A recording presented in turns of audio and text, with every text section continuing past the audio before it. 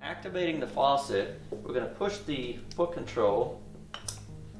If we push the foot control, there's two reasons why the foot control might not result in water flow. Number one, the water could be off at the water valve on the wall. Make sure the water's on to the entire office. Flip the foot control. If it still doesn't work, the valve has been turned off. So the valve is designed to be turned on all the time. So leave the valve at the desired level of water pressure and then temperature, and that won't get used again.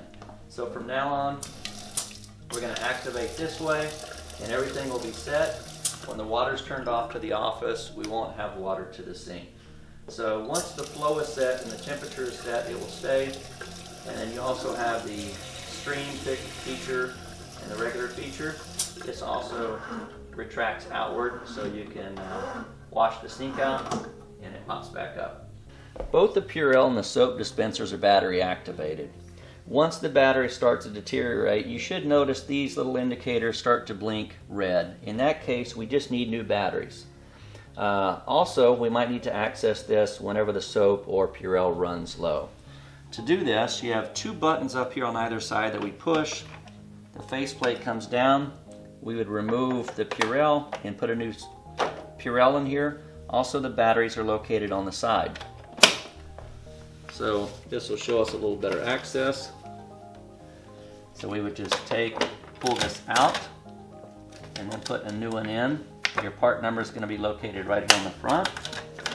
This would just click in and your batteries would pop out. These are D batteries. They just pop in, pop out. Give it about a minute once you put the new batteries in and it will start flashing green and then it's ready to go. So once we have new soap and new batteries, we close it back up and it's ready to go. You'll start to see this turn green shortly after. Then it's good to go. In the upper portion of the cabinet, you'll find storage for your towels, cups, masks, etc. Be sure and use a Z-fold towel so that the patient will be able to see with the doors closed the towel hanging down below. If we use a C style, the patient won't be able to see it. Cups are dispensed this way. With new regulations, we may or may not be able to put masks facing downward. If so, typically we would have placed them upside down and used this strap to put on them. Check with your local requirements as far as if we need to protect it from aerosol spray, we might face them up and use the cabinet to access. Located inside of the central cabinet, you have the barrier module. On the door, you have your tray covers. As we slide this out, in this case, we have the camera shield, we have the syringe sleeves, the barrier dispenser tape that we pull out and can tear that off. And then this is designed for the large barrier bags for the back of the 511 chair, as we discussed earlier when talking about the chair. So inside of here is a little pole. We set the barrier sleeves on that. Barrier sleeves pop up through here and they're dispensed this way and cover the entire back of the chair.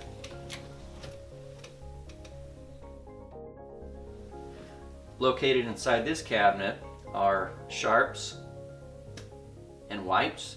These can be ordered through your Patterson Dental rep. These just pop in and out. If you miss a sharp in the sterilization center, use the sharps located inside the sterilization center and never come back this way.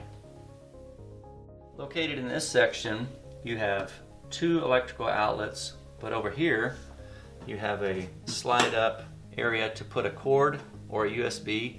The cords can be chased down through here to a power source located below. What we want to try to eliminate is using a splitter or plugging things into this unless they're moved from room to room. Also, if the item is not working, you have a reset and a test just like at home on a GFCI outlet. So if we have an ancillary that we're going to keep on the counter all the time, we'll actually take that cord and drop it down below, or a USB outlet, but drop your 110 power cord down below, open this door, take this and raise it up, and you'll find a power source below. That way we have a nice clean install instead of a lot of wires and things cluttering up the counter. So all we'll see now will be the ancillary and a tape wire neatly routed through there. When opening the Xray cabinet, make sure that the monitor is tucked out of the way so we're not hitting the monitor. So please use 2 hands when opening this. It puts less pressure on the cabinet. And we can open this up and pull the Xray out. Note also that we have 2 USB here and 2 plugs here. Please be sure to use 2 hands as we're closing it.